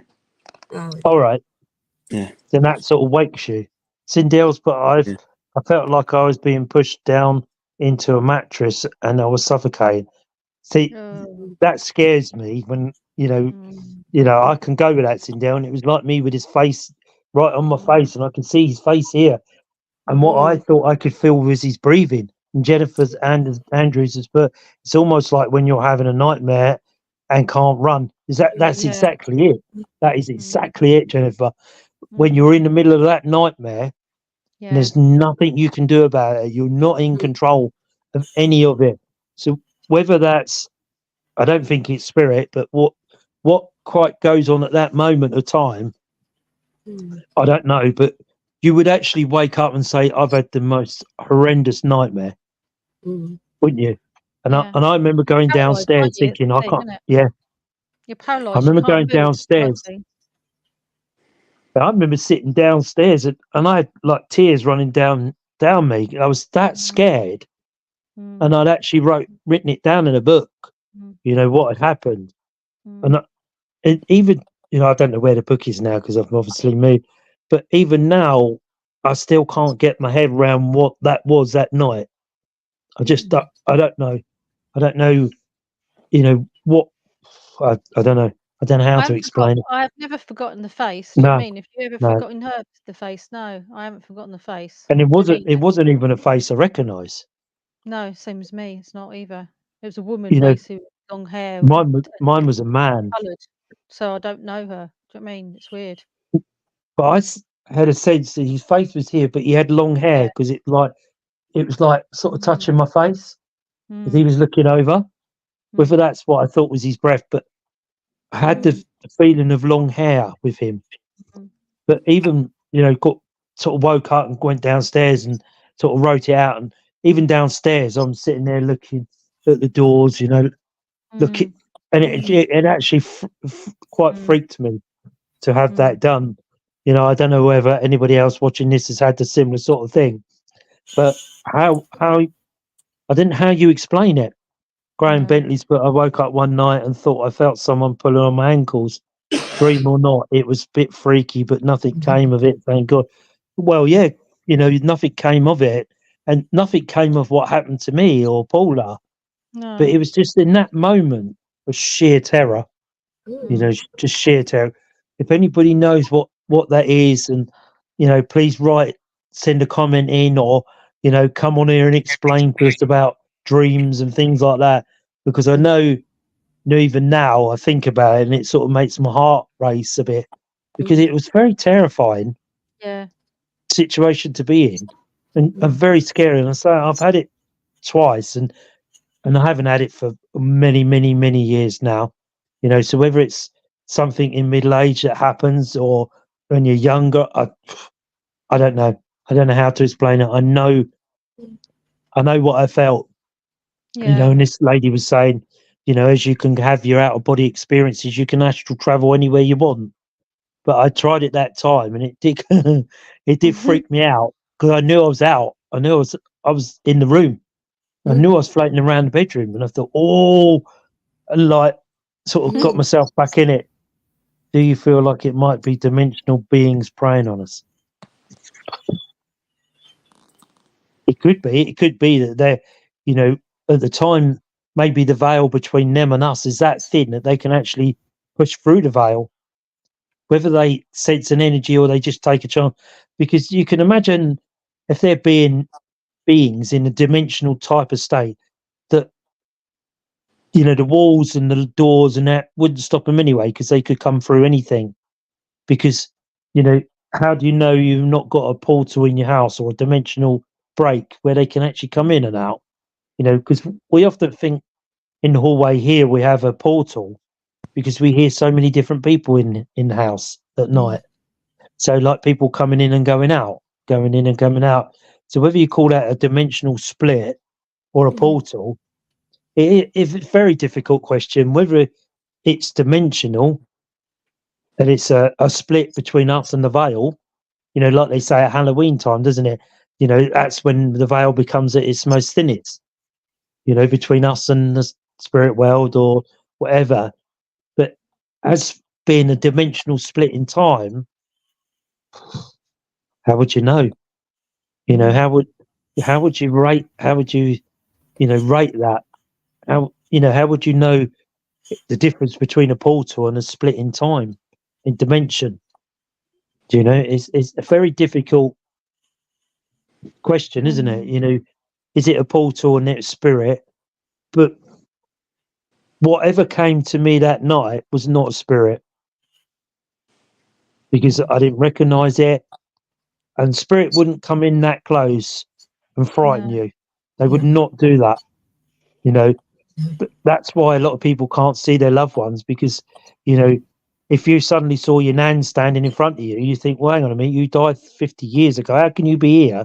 You'd be quite freaked out by it. Yeah. When we're asleep, we're in a different state of mind, maybe more vulnerable, quite possibly. True. You know, Yeah. because they say that, you know, when you're in that dream state and you're sleeping, then that's when spirit can become closer to you because they can talk to you within a dream. Mm. You know, because you're that much more vulnerable. Your guard is down, for want of a word. Once your guard is dropped, you're asleep, so you're relaxed, and you're, like you say, in a meditation state, or you're in a deep sleep, and that's when spirit can give you messages in your dreams. And that's why it's always good to keep a dream diary. So as soon as you wake up, you think, "Oh, that was a weird dream," and write it down. Mm. Because a lot of times people say, oh, you say, "Oh, I had a really weird dream last night." So, what was that about? Well, it's a. I don't know actually. I've forgotten now what it was about. You know, and it happens, doesn't it? You know, Yeah. people say, "Do you dream in colour or do you dream in black and white?" Colour. Justin's got a book by his bed. When he wakes up of dreams, he writes it down. And when it was his birthday, I got to book some Waterstone with about describing what the dreams are. So you're able to tell what them dreams are, and it tells you what the information is about them and anything else. So he's got them books to go through back now. So if he dreams anything, it tells what them things are, which is Yeah. good. And that could be a message from a loved one or Yeah. spirit Yeah. within that dream that we can't sort of process because the dream is in bits and pieces. Mm. But where the book will say, if it says this, or you had a dream about an animal, it's this, and if you Yeah. dream about a horse, it's it meaning this. Yeah. You know, that's Yeah. probably what the book says. Yeah. And then you can put a reasoning. Oh, Jennifer's put always in colour. I didn't know dreaming in black and white was a thing. I do. I have. I see it in black and white. I very rarely see a colour in a dream. It's Ah. always very, very not like a negative on a film, black and white. I can't remember the last time I ever had a coloured dream, to be honest. It's a very strange thing. Mm. It's like you know, a dream is like an X-ray. You know, it's very black and white, and that's it. But I don't, you know, can't remember the last time I'd had a coloured dream, to be honest with you. But I should keep a dream diary because I don't always dream. I don't, you know, not go to sleep every night and dream. You know, it could No. go weeks, months, and not have a dream. You know, whether that's fatigue, tiredness, or it's just nothing the spirit's trying to get through. But, you know, look, like we were saying, you're very open to the spirit to come and communicate with you when you're fast asleep because your defences are down. That you normally carry your defences around with you. You know, we all have our defence mechanism up during the day, and we always do. But at night, when you actually go off to sleep, that defence comes down. Graham's, but my wife often dreams she's with a deceased members of her family, like she's really there. So it is. This is the way to contact family members from the past, like an out of body experience. Yeah, that's exactly it. Because your defenses are down, spirit can come a lot more closer to you while you're asleep, and there'll be a message within the dream. Like Paula was saying with William, you know, you can buy books about dreams. It's like um, spirit numbers, isn't it? 555, 333. Yeah. When you see these recurring numbers, and if you look them up, spirit numbers, what do they mean? And in that, you'll read it, you know, 555 major changes. So you think, okay, something's coming up, or I'm going to change my job, or it could be that you're thinking about changing a job. But spirit Yeah. are giving you these repetitive numbers to help you understand what's coming up. And in the dreams, maybe they do that in the dreams to obviously show the loved ones are okay, they're well, you know, they're happy. Because a lot of people, you know, can't connect with spirit like mediums and psychics can, where they can bring your loved ones in and sort of give you the messages. Maybe in the dream is as near as we get to talking to our loved ones than being a medium or a spirit or a psychic or whatever, you know, you want to call it. But it's a fascinating subject. I have quite a lot of dreams with Darren in at the moment. How have you? Every other night, I think. Which is Do you quite write them down though? no, but I just remember them because they're with Darren, I suppose. So. Oh, I suppose, yeah. Yeah. But that's nice though, because you know that he's coming in at night, isn't he? Yeah. You know, because he's come that much closer to you, because your defences are quite down. Not Yeah. that your defences are up, Andrew, because you're quite spiritual anyway. But Yeah. maybe that's the time, and they do that so they don't scare you as well. Yeah. Because That's if why he I love suddenly going to appeared it. he suddenly appeared in the front room or in your bedroom, you think you just freak, wouldn't you? Because Yeah. it's just not. It can't happen like that. Yeah. You know. But in a dream, you can. It doesn't scare you because you accept that. Yeah. So, you know, that's a state. Christine Wells, I felt someone sitting on the side of the bed. Sorry, I couldn't felt someone sitting on the side of the bed. It wouldn't let me see who it was. Wouldn't let me turn my head to see, and ended up with a stiff neck from straining. You know, that again, that's like like we were saying, the sleep paralysis where you can't physically move as much as you try and as hard as you possibly can to move. You just physically can't. You know, quite what it is. I've heard of loved ones coming through the mirror. I haven't I've had looked into that. That's interesting. Yeah, I can't remember the name for it now. I haven't had loved ones come through. I've had, say, in the mirror, I've had faces change and a haggard lady, and you know the Luke's persona change in the mirror, and that sort of things. I can't say that I've ever had any loved ones come through. You know, as you know, how can I put it without sounding different? You know, I can connect with spirit myself, but then I don't get messages from my mum or dad. As much as I ask them, you know, come and talk to me, you know, make a sign, and you know how you get comfort, that type of thing. But I've never ever had a message from my mum and dad. But I can give messages to other people, you know, and sense spirit and blah de blah de blah. It sounds a bit ego, that, doesn't it? Really. No. But I'm not ego driven at all by it. But one day I would like, you know, my mum and dad to communicate with my mum and dad. Yeah. But it's never happened. You know, I find that quite strange, really. And I've been to like platform where, you know, a very good friend of ours is an international medium, and she said, "Oh, I've got this lady coming through, blah blah blah. This lady's," and I know it's my mum, but I won't give her the information because they say don't feed the medium. Yeah. And she's, in the end, you have to give up because it is my mum, spot on, spot to a T. You know, everything she was saying, and yet I can't do that. I can't connect with it. With my mum or dad. It just sounds, some people are ego driven, aren't they, by having a very lucky gift. You know, I am lucky to have that gift, and I try and use it in the paranormal where I have given readings and stuff, but I tend to use it for the paranormal. You know, I have done a charity psychic night where it was for a local school, which was fine, you know, but I don't know, you know, it just one day I'd connect with my mum and dad. Maybe I'm just not ready for that.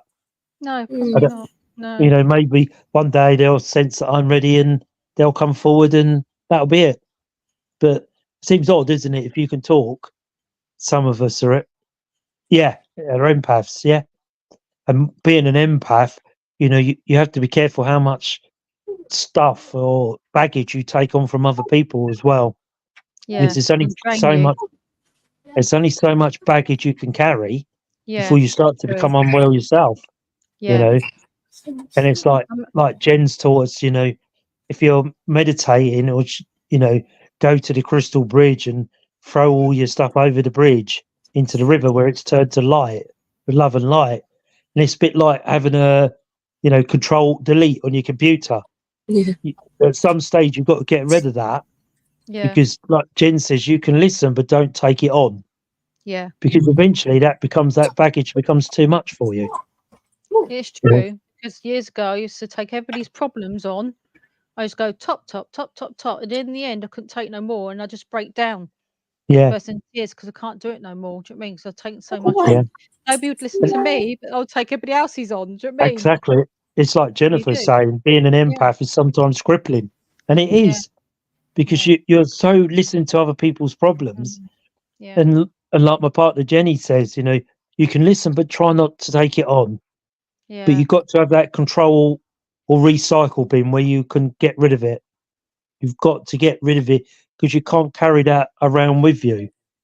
You No. know, because like you say, Paula, eventually you come tumbling down. You have a tower moment where Yeah. everything comes crumbling down because you've taken on so much, and you feel, as an empath, you feel a lot of people's issues as well. You feel the, you know, the depression, you know, the sadness, you know, and you take all that on as an empath. But some stage you've got to get rid of that. You know, Yeah. you've got to look after yourself and Yeah. not become part of their baggage, because that's I what think happens in the end. I think now for quite a few years now is that won't take any negative from people. I take a Yeah, positive, and that's what I think I've done now. Instead of like I do listen to people, but sometimes just like you say, I used to not I listen to people and take their problems, take the problems on la la la, and I never dealt with my own problems. I dealt with other people's problems, and you take so much on, and then you just yeah, topple, just go because you yeah, can't take no more, and that's a problem. Now it's and the that's opposite. I'd listen to people and then try and put it away. Do you know what I mean? Don't take it. yeah, Don't look into things too deeply. I think that's the truth of yeah, it. Of people's yeah. problems, because I think you And, do. You go too deep. it's like standing with your arms crossed, isn't it, across your stomach? You know Yeah. that. You know that's the center chakra, is the seat of your emotions. So being Mm, your arms crossed, you're protecting your seat of emotions. yeah. You know, people stand with their arms crossed.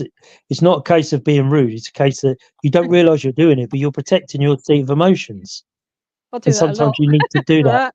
that. People do. You're Yeah. chatting to people and they cross their arms. Sometimes, Jennifer, Luke does talk. Yeah, sometimes. Yeah, He does talk sometimes, yeah, not very often. I think he's a bit yeah, shy. yeah. We can have a Luke show one week where Yeah. I can just sit back, look at the screen, and not say a word for the whole of the hour or the hour and a You bit. let him start. What do you You let reckon, him Luke? start it off. Let him start it Yeah, off the whole thing. Yeah, you can start the whole thing off next time, Luke. yeah, So start doing your homework, start yeah, finding your topics. yeah. Yeah, I'm doing that. But He's yeah, coming out better, though, isn't he? You know what I mean? sorry. It's coming out better. He's coming out better now talking than he was. Do you know what I Yeah, mean? he's Coming not. out and he's You're not stuff. so more. Yeah, Getting you're not there. some more.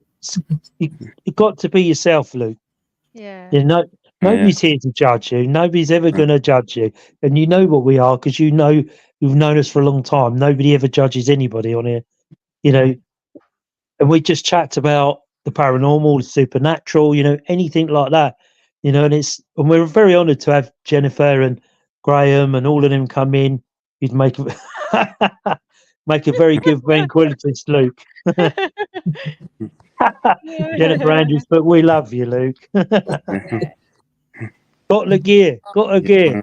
Can you do that, Luke? Got a gear. Need his mum behind Yeah. his shoulder. Didn't really lift him down. Could you say got a gear without moving your lips, Luke?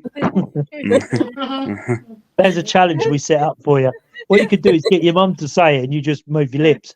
And then you have a slightly different tone to your voice, but it'd be quite funny.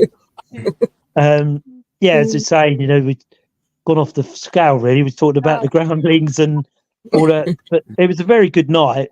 If Julie was here, we've got an up and coming event at the end of the month, Shepton Mullet Sleepover, very famous haunted prison. I've done it a couple of times. Luke's been there a few times. Angela, have you been there a few times now with Darren? I've been there once during the day. Oh, With okay. Darren and the Paula, have you kids. ever been there? No, I haven't. No. Okay. What did you think of it, Angela, in the daytime? It's big. You can easily get lost in there. Yeah. But, Oh, yeah. I didn't really get any particular feelings from it. But I think when it's at night time in the dark and when you can't see what's around you, I think it'd be very good to do. And also, when you wander around in the dark, all the wings look the same. So you don't actually know what direction you're walking in. Yeah. Hi, Jennifer. Yeah, we're I'm from Surrey, near Gatwick Airport. Angela's in Portsmouth, is it, Angela? Yep. Paula's in Portsmouth. Yep. And Luke is in Hampshire, in Farnborough. Yeah. I married a man from Warrington. Oh, up north, yeah, Yorkshire. So you must be talking with an accent then, a Yorkshire accent. So, yeah, with Shepton Mullet, when I did it there, it's quite active there. I think caught some good stuff. I've seen some of the stuff you've got there, Graham. You've put on there. It is a very active. But when you're walking, and it is dark, it gets quite dark quite quick in there. But all the wings look the same, so you're not actually quite sure which direction you're walking in. No. So you really need to realise where you're going. You understand me? Definitely have 'Cause, a torch. yeah. Oh, without a Definitely have doubt. torch. Are you going to that one, Paula? No, it's No. too far. We ain't got a car to go up that way anyway, but it's too far and it's overnight. Can't leave the I chickens could that long. take you. But for the night. I'm going to Got me go, but bed. I won't be staying overnight. I'll stay till about 1 or 2 o'clock. Because then I've got to travel because I'll be on the bike. Because Jen's doing a fair that day, so I'll be on the bike. So I'll probably stay till 1 or 2 o'clock and then head home from there back to the van and walk in Hampshire, which is about an hour and 20 minutes away from there. So not such a bad ride home from there. Otherwise, Yeah. coming back here would be like 2.5, 3 hours. You know, it's 2 o'clock in the morning. That's not a fun ride on a motorbike to be nodding off. You're there at 8 o'clock at night. You're there at 8 o'clock in the morning, aren't you, or something like that? Is it? Yeah. I think it Right. is, yeah. Yeah. Mm. So I won't be staying till that late, but I imagine a few people will be sleeping in the cells and Oh, yeah. doing the investigation to the early hours. Do But you know how it's many quite a people place. going? Do you know how many people's going at the moment? I don't actually know how many going. Probably she generally bases on around about 30. Yeah. I've toured England and Scotland. Absolutely loved it. Thank you. We have a very haunted place. Christine Wells, I did a sleepover at Shepton in July and was very active. So it's well worth going there. You know, go onto the Paranation website if you haven't been and get a ticket. Come along. Myself, I'll be there. And I do look better in the daylight than I do in the dark, believe it or not. So, you know, come along. I'm sure there's tickets there. Yeah, You know, there's come along for the overnight. It's quite a place. You know, it's had some quite big old villains been jailed in there and all of that thing, and lots of activity goes on. It takes a bit of time to build up, but it does happen. Believe it or not, it does actually happen. You know, when me and Jen went, you know, it took us a while, but we started to get some. We went off on the sea wing on our own. Jennifer's but I've also been on many haunted tours of America, Hollywood, and Queen Mary. Yeah, I'd like to do the Queen Mary. Jennifer, was you on last week when we had Haunted Souls of America come on there and did a bit of talk about their group, their paranormal group? They do a lot of asylums and hospitals, and go onto their website, Haunted Souls. I'm sure they said Minnesota. I think they are from. Yeah. But very interesting couple, really, really interested. It may be worth getting hold of them and speak to them. But try and go. His name Dan and Maddie. It's a shame you missed it. They were really, really interested. We had a good talk about, you know, paranormal in America, how it differs from us in the UK to in America. It was very interesting. So get in touch with they're Dan and Maddie, Haunted Souls America. With Z. Yeah, with the Z, not the S. No. SOULZ, Haunted Souls. But it's run by a father and a daughter, it's Dan and Maddie. Really interesting. Some great stories last week. You know, you may be able to go back on here and catch it up and watch it on there, because it's probably on the catch up somewhere. But go back if you can, catch an EVP of a man singing going to the chapel after we came out of the chapel to the yard where the firing walls is. Oh, that's interesting, Graham. You always seem to catch some really good EVPs, Graham. I don't know how you do it, but you seem to catch some outstanding ones. I just Graham put a message on earlier about EVPs, but the conversation went on. But I'll put it up now. Oh no, not that one. Hang on. Gone. Hello, Pops. How is she? Yeah, she's fine. She got the all clear, no cancer.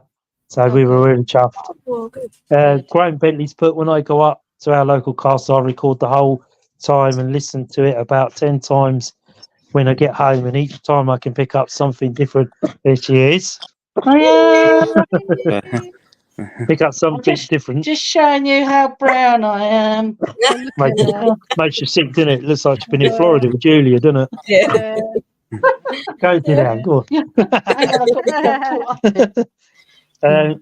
I can pick up something different that I didn't hear previously. You hear things there to start, and then about 8 things at the end. So many things definitely, the more you listen to your EVPs, the more you pick up. Whether your ear tunes into that type of Oh, definitely. You know it does. your ear tunes into that type of thing, and you, like Graham was saying, you actually start to hear the different things. Come on. Here's the other spirit hunter. Ah. Hello, Pop. Hello, everybody. Are you all right? She looks like Luke. Look, but she don't say anything. Look. Oh. Oh, bless her. Yeah. So, yeah, definitely. I'm an avid believer, like Graham. I take my recorder everywhere I go, and it's always in hi Cindel. Cindel says hello. Oh, yeah. Jennifer Andrews from America. Hello. Oh, yeah. Oh, yeah. Paul's wife. Not actually. We'll come back to that. And Puppy. Poppy. Her name's Poppy. Yeah. Hello, Jennifer. Nice to meet you. Lots of haunted places here in Vegas and beyond. Many haunted ghost towns around it. You're very lucky in America. You have some huge places to go.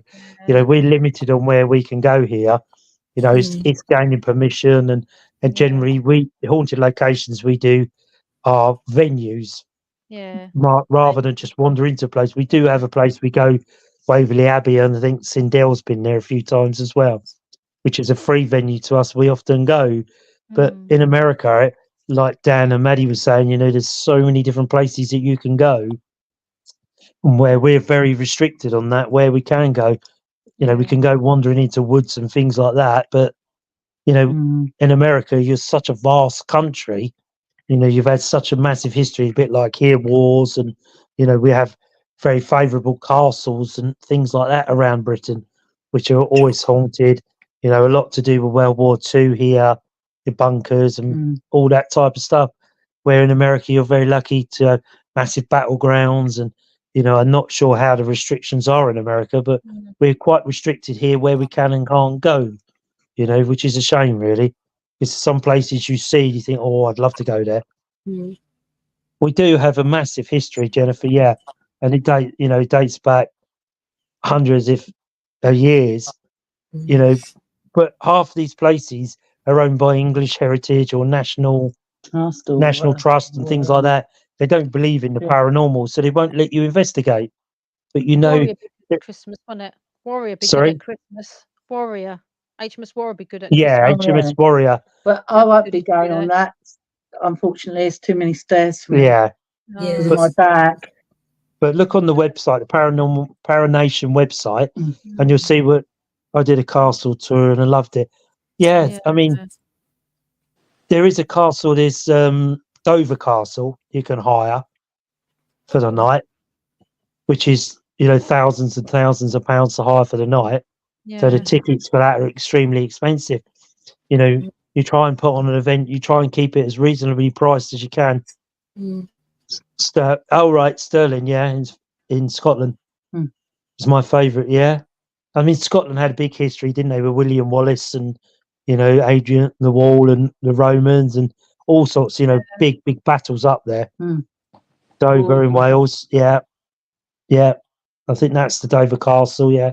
And there's one on, what's the other one Julia's doing? Oxford Castle. Oxford Castle, sorry. Oxford Castle was another one. Next year, isn't it? Yeah. But obviously you have to hire the venue. So, and it becomes expensive if you're taking people in there. It's expensive to take people in there because you try to make it an affordable ghost hunt so everybody can enjoy it. But when they start to get into the 70, 80s and £100 a ticket, that's ridiculous. It's far too much. It's not what an average person can afford. And it's a shame because the average person then misses what could potentially be a really good night, a good venue, and enjoy it. Some people just want to go there to try it. Yeah. You know, it might not. It's not everybody's thing. You know, looking for ghosts or paranormal types. Not everybody's, you know, go to. But some people want to try it, and some people get hooked by it. And yet some people say, no, I've tried it. It's not for me. I'm a bit scared, or no, it's not the sort of thing. But, you know, look on the Paranation, the Moors were creepy. Yeah. You think the Moors were, you know, would have been full of highwaymen and all sorts. Graham Bentley's, but it's been great listening tonight, but I have to go. So bye for now and be with you next week. Enjoy your week, Graham, over and out. Thank you, Graham. Thank you so much for coming on. Bye, Graham. Have a safe week, mate. You take care. Keep that EVPs going. Yeah. Anyway, we've done an hour and 40 now, so Yeah, no, I can't believe it. it's sort of soon gone, isn't it? Sort of waylaid off of where we were and dreams. We're talking about dreams. Okay. I was Yeah. going to say to you, you know, you said about your mirror thing, going doing your mirror scribing. Oh yeah, mirror What scribe. you do is similar to what I do when I do the human pendulum. When I do that, Pendulum. it's pendulum. Yeah, when I do that, Mm. basically, it's exactly the same. I literally feel like I can't hear things around me. I know something's going Oh on, right, but I have the interesting. same thingy. I literally drift off, Mm. and then I just like, don't hear anything around me, and they'll come back. Do you know what I mean? So Yeah, that's similar to yeah. what you do with the face scribing, Yeah. basically. Yeah. Hi, Jennifer. Yeah, good night. Jennifer's put good night. All really enjoyed it. Good night. Jennifer, you're welcome back anytime. You know, come on. Oh. Hang on. Got the spirit dog in the way. Come on and talk to us about some of the investigations you've done over in Vegas and that area like that. We'd be really interested. So we had Haunted Souls on. They were really, really interesting. You know, I did a podcast for them a few months ago now, and they said they'd like to come on here. Mm. So get onto their website, have a look at them. But if you feel up to it, come on, give us a message to South Coast Ghosts or Host for Ghosts. Angela can send you a link. Come on and chat about some of the investigations that you've been on. We'd be so interested in hearing your investigations, where you've been and how you feel. The mob history here is great. See that we would love to hear about that. Oh yeah, very interesting. So if Elliot Ness and the Untouchables. yeah, there was some mafia and all of that. There, I called my middle son after him. what, Elliot Ness? Elliot. Poor child. Oh God, he knows now. Does he know that? So yeah, Jennifer, if you wanted to come on one night and speak for a bit, you know, tell us about some of the investigations you've been on. We're open to everybody coming on and talking. We listen, we'll ask questions, and as you can see tonight, we're quite a fun group, and we have a bit of a laugh, and we keep it light-hearted. But you know, if we don't know the answer to a question, you know, we'll try and find the answer. Try and find someone that does know. Hopefully, next week we'll have the lady. I've forgotten her name. Oh, the one. Sophie, is it? Sarah. Yeah. Yeah. Subscribe to South Coast Ghosts or Host for Ghosts, and when we go live, you'll see it. Come on there, and we can send you the link, and then just pop on there and tell us a bit about some of the investigations you've done and some of the places you've been that have been a bit very scary, and you think to yourself, maybe I shouldn't have been here, or maybe I shouldn't have done that. You know, come on, we've all done it. Yeah, Sarah is coming on next week. I think Angela, is that correct? Yep. To talk about past life regression. So if you have any questions for Sarah, come on and ask the questions. Thank you, Cindy. See you later, Cindy. Have a great night. Have a safe week. Come on there, ask the questions. Luke's actually going to speak up next week, believe it or not. Yeah. He's not going to do his ventriloquist act tonight. Are you, Luke? No, I'm not. No. So you've got to pick a subject, Luke. You've got a week to do it. Yeah. They pick a subject. So yeah, pop on, ask us questions and about past life regression. She's a hypnotherapist and all of that type of stuff. So come on and join us next Monday. It'll be very interesting to have the speakers. So we had the American ones last week. We've got this one next week, and I'm waiting just for the boys to confirm they can come on one Monday. So we'll get them on and they can chat about their experiences and what they do, and you know, and how they get on. So it only remains for me to say 1 hour and 44 minutes. Blimey, where's the time gone? It's only remains for me to say thank you for tuning in from all over America and wherever you're coming from, Graham. So thank you so much for coming in on our Monday Night Live. And we'll see you all next week. So have a safe week, everybody, and take care. Good night. Bye. Bye, Bye. take care.